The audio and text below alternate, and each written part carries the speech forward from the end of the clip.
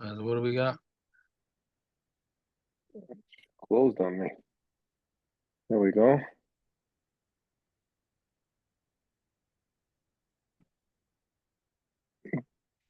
Sif Hay, Simon Hay, Sif Base, through Ches and including Ches.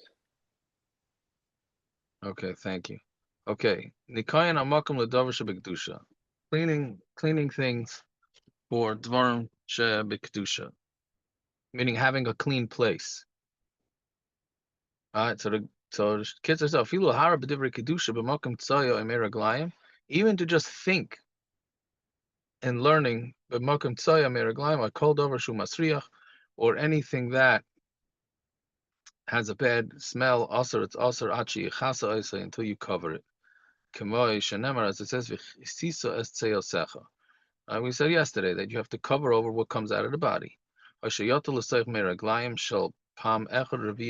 Or what you can do, you can take a revius of water, somewhere between 3 and 5 ounces, and put it into the meraglayim after you go to the bathroom, and that will water it down enough that it won't smell. Doesn't make a difference if the urine was in the kli first and then you put the water, but or if it's the water in the kli and then you urinated into it. And if the urine is in there with a ovid that's meyuchad, then the water doesn't help. Wait, is this true? It all makes sense. What?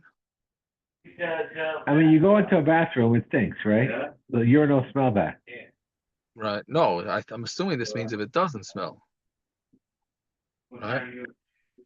Assuming it doesn't smell. This is talking about even if it doesn't smell, you can't think in learning in front of the urine.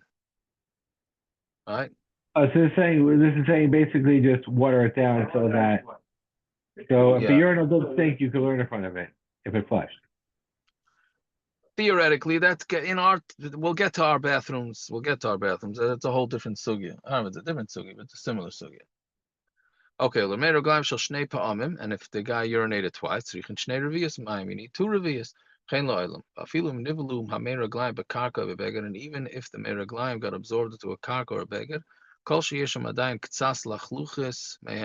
as long as there's a little bit of lachluchis, a little bit of moisture, then then you do have to pour water there.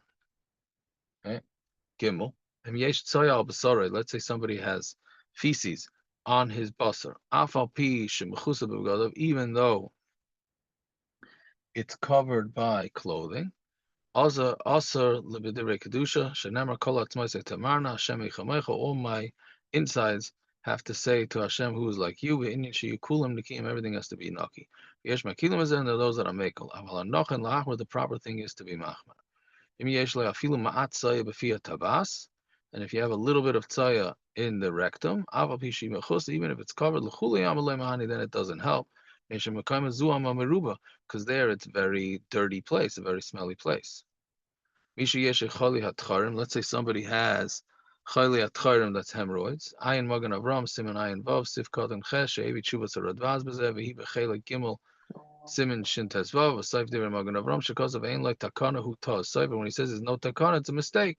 Tzarech lias ve'ein tzarech takana, ayin yad Ephraim. Basically, he's saying there that he's bleeding. So is the bleeding from the hemorrhoids considered like feces?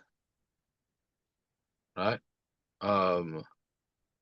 So that's the question. So that's the whole tumult. Didn't we say yesterday if you wipe 3 times? Yeah, but it's still coming out. This is the blood. It's it's actively bleeding. Right? Okay.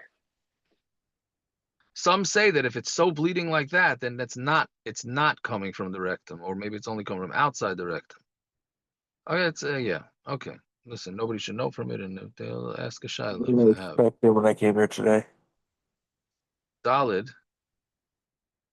Trichin.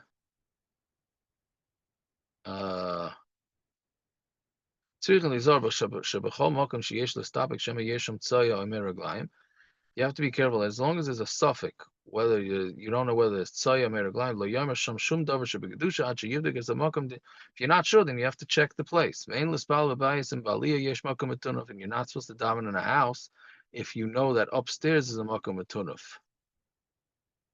right? Pirish, Prima Godim, Simakovnadam, Mishbazaisav, Kotan, fine. Meaning, this is where you get into whether you can make a shul where there's a bathroom upstairs. As the Mishnah Berurah says, the minhag seems to be that we're not makpid on this, especially our bathrooms are clean. Hey, Tinak Sha'acherim B'yama Sha'acherim B'yama V'Yichalon Lechel Kazayas Mimine Dogan. So if you have a child that's later in his age that he's able to eat a kazayas of grain, I don't know exactly what age that would be, probably 6 months, 9 months. Even if it's only cooked, they should gadol oichel shir pras with the within the amount of time that a gadol will eat a piece of bread. Meaning he has to, it can't just be that the katan eats a little bit. He has to eat eat a kazayas worth within the time frame that an adult would eat a pras.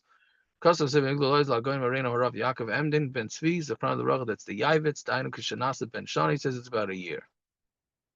Marchikin Mitzoya, Soy Umimei Raglov, and they distance him from the Tzoy and the Meiraglov. Toiva Yoshul Laharchik Am Mitzoyas Kotan ben Shmoina Yomim, and the proper thing to do is to distance yourself from a Tzoya of a Kotan already that's 8 days old.